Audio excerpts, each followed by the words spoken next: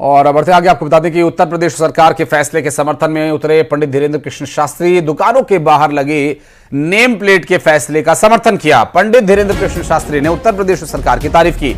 सत्य सबके सामने आना चाहिए। धीरेन्द्र शास्त्री का कहना, समाज में किसी भी प्रकार से झूठ पेश न हो। कथावाचक पंडित धीरेन्द्र कृष्ण शास्त्री, जिनका यह कहना है कि उत्तर प्रदेश सरकार का जो फैसला है वो श्रद्धालुओं के भक्तों के हित में है, और साथ ही उन्होंने कहा कि सत्य सबके सामने आना चाहिए।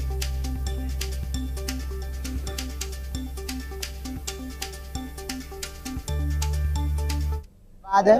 और देखिए, हमारा उद्देश्य मांग के नाम रखने से कोई बड़ी बात नहीं, पर सत्य सामने आना चाहिए।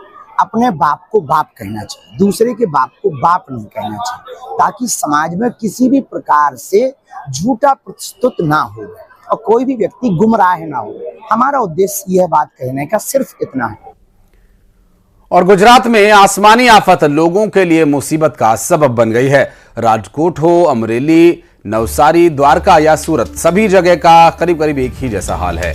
कमोवेश ऐसी ही स्थिति सभी जगह बनी हुई है। दरअसल राजकोट गुजरात, अमरेली गुजरात और द्वारका गुजरात और सूरत गुजरात की तस्वीरें हम आपको दिखा रहे हैं। नवसारी गुजरात में भी हालात उसी तरह के बने हुए हैं। लगातार हो रही बारिश का असर कुछ इस तरह से दिखाई दे रहा है कि सभी जगह घुटनों तक, कमर तक, कई जगह घुटनों से नीचे। तो ये लगातार हो रही बारिश का असर है, जिससे आम जनजीवन प्रभावित है। और देश के कई हिस्सों में इस वक्त मूसलाधार बारिश लगातार हो रही है। तो मध्य प्रदेश से लेकर उत्तराखंड, गुजरात से लेकर महाराष्ट्र, भारी बारिश की वजह से, जल भराव होने की वजह से कई तरह की समस्याओं का सामना कर रहे हैं। आपको बता दें कि ये जो तस्वीर आप देख रहे हैं, ये सिवनी मध्य प्रदेश, नर्मदापुरम मध्य प्रदेश, नैनीताल उत्तराखंड और चूनाभट्टी मुंबई, नवी मुंबई, पालघर महाराष्ट्र। तो ये 6 तस्वीरें अलग अलग क्षेत्र से हम आपको दिखा रहे हैं, जहां भारी बारिश की वजह से आम जनजीवन काफी प्रभावित है।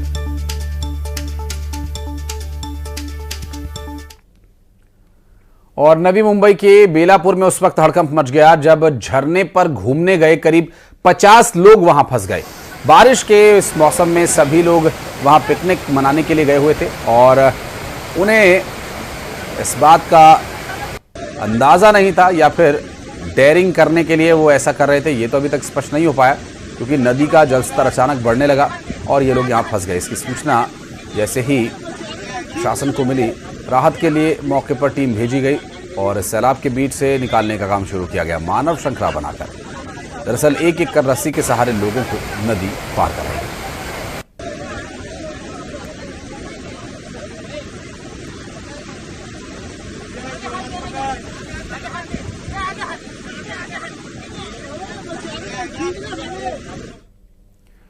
और गुजरात के राजकोट में भारी बारिश से नदियां उफान पर हैं। कई जगह पुल और सड़कें डूब गई हैं।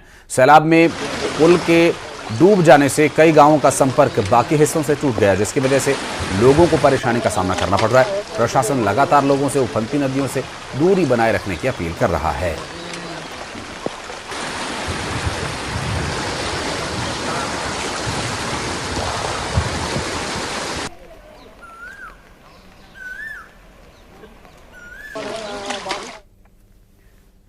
महाराष्ट्र और गुजरात जैसा हाल मध्य प्रदेश में भी है। दरअसल मध्य प्रदेश के सिवनी में वैनगंगा नदी के रौद्र रूप में रपटा पुल ने जल समाधि ही ले ली। सैलाब में पुल डूबने की वजह से 10 से ज्यादा गांवों से संपर्क पूरी तरह से टूट गया है, जिसकी वजह से लोगों को काफी परेशानी हो रही है।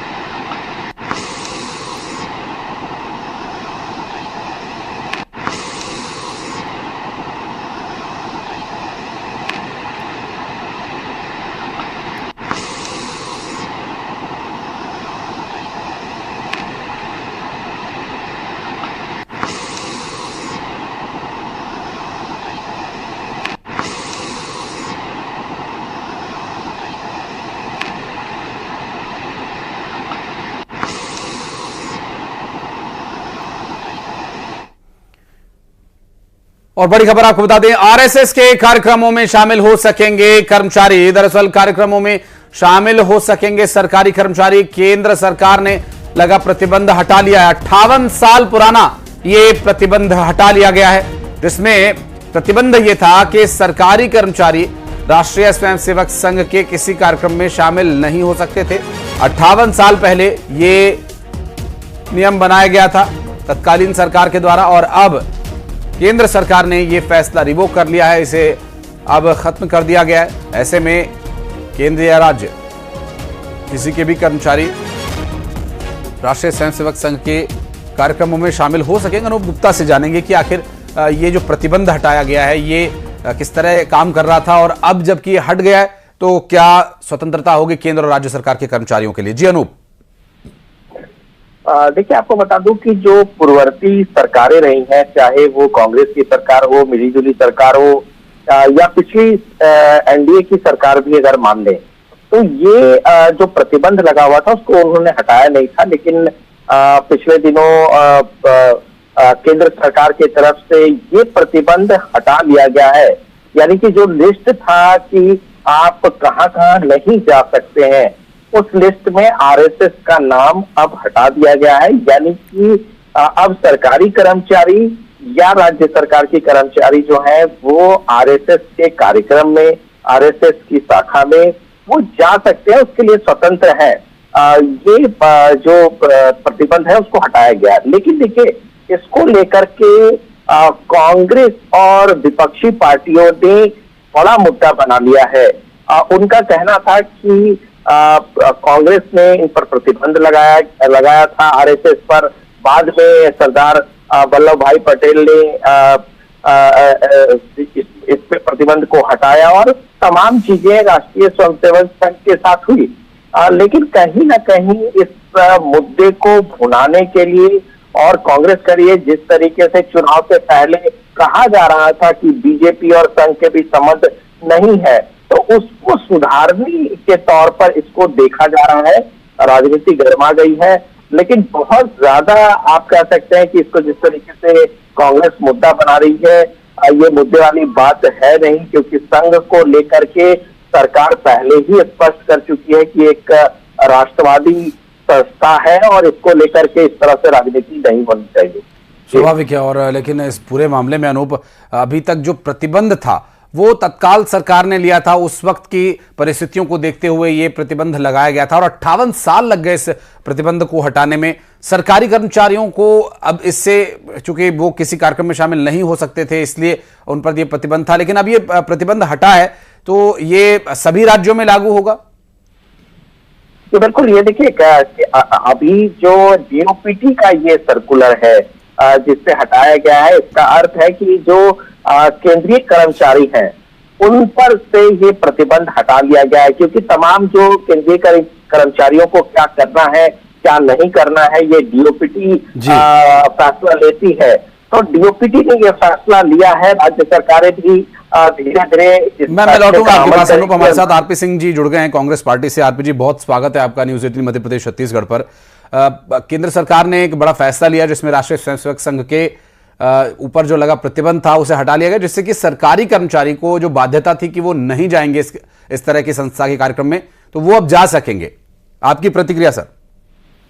देखिए, यदि आप अनौपचारिक रूप से पूछेंगे तो पहले भी सम्मिलित होते थे। और दूसरी बात, भारतीय जनता पार्टी, मुझे लगता है कहीं ना कहीं आरएसएस ने जिस प्रकार का दबाव निर्मित किया है इस लोकसभा निर्वाचन के बाद, उसके आगे घुटने टेक दिए। और सबसे बड़ी बात यह है कि आप जो प्राथमिक या बेसिक सिद्धांत क्या है किसी भी ब्यूरोक्रेट के लिए, किसी नौकरशाह के लिए, कि ऐसे किसी भी संस्थान में वो जाके सम्मिलित ना हो जिससे कि उनकी जो नौकरशाही है या जो एग्जीक्यूशन का उनका अधिकार है वो कहीं से प्रभावित हो। यदि आप एक विशेष संस्था में जाएंगे जिसकी एक खुद की फंडामेंटल सोच है, तो निश्चित रूप से उनके भी व्यक्तित्व पर प्रभाव पड़ेगा, उनकी जो नौकरशाही है या जो उनकी डिलीवरी है उस पर ही फर्क पड़ेगा, और फेवरेटिज्म आएगा, कहीं ना कहीं पार्शियलिज्म आएगा।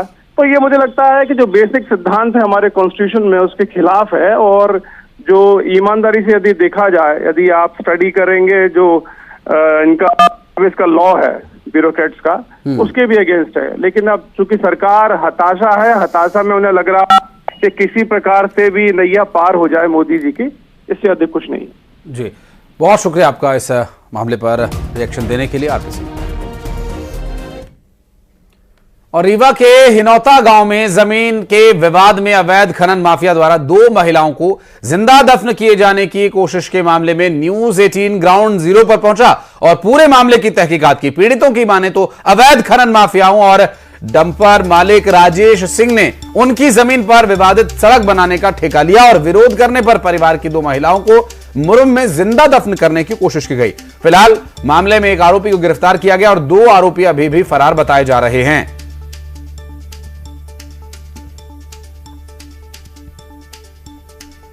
और आपको बता दें कि जो ये तस्वीर आप देख रहे हैं, इसमें 2 महिलाओं के ऊपर मुरुम पलट दिया गया डंपर से और इस दौरान महिलाओं को मुरुम में दफनाने की कोशिश की गई। ये महिलाएं डंपर के पीछे खड़े होकर इसे यहां पर रोड निर्माण के लिए, जो कि पीड़ितों के द्वारा कथित तौर से गलत बताया जा रहा है कि ये अवैध रूप से रोड निर्माण करने का प्रयास किया जा रहा है, इसका विरोध करने पर उन महिलाओं पर डंपर पलट दिया गया और पूरा मुरुम उन पर ही खाली कर दिया गया, पूरा डंपर। और ऐसे में वो इस भारी भरकम बोझ तले दब गई। हालांकि इस दौरान उनकी जान भी जा सकती थी, लेकिन किसी तरह से दोनों ने अपनी जान बचा ली। और इस पूरे मामले में अब न सिर्फ पुलिस बल्कि सरकार भी संज्ञान ले रही है। पहुंचे हिनौता कोठार गांव में उस पीड़ित परिवार के पास, उन्हीं से जानना चाहेंगे कि आखिरकार ये विवाद किस बात का था, कौन लोग थे जिन्होंने जिंदा दफन करने की कोशिश की। तो जो राजेश सिंह थे वो उनको दोनों मेरी दोनों जेठानी को धकेल दी उन्हें, तो हाईवा वाला और बोला कि गिरा दो, तो वो जानबूझ के गिरा दिया उनके ऊपर। फिर मेरी दीदी लोग वहाँ पे दब गई, एक मेरी दीदी यहाँ से दबी और एक पूरी तरह से दब गई। फिर वो लोग कुछ नहीं बोले और गिरा पूरा गिरा दो, और पूरा वो हाईवा वाला पूरा गिरा दिया। फिर बोला कि वो राजेश सिंह बोले मैं 10 मर्डर कर चुका हूँ, एक और कर दूँ कुछ नहीं होगा, और मैं 50,000 पैसा लिया हूँ, मैं करके जाऊँगा, मैं अपना पैसा बर्बाद नहीं करूँगा। फिर सब लोग बोले कि गांव के आ गए, बोले कि पैसा लिए हो तो क्या किसी की मौत कर दोगे? बोले हाँ मैं 10 कर किया बैठा हूँ, एक और कर दूंगा, कुछ नहीं होगा। फिर हो गया, सब लोग निकालने लगे, गाँव वाले आ गए, सब लोग निकालने लगे। फिर उनकी हालत बहुत खराब हो गई और फिर उनको संजय गांधी में ले जाया गया। पहले कल जो अधिकारी भी आए, एसपी भी आए, कलेक्टर भी आए, क्या आश्वासन दिया कि किसी को गिरफ्तार किया क्या?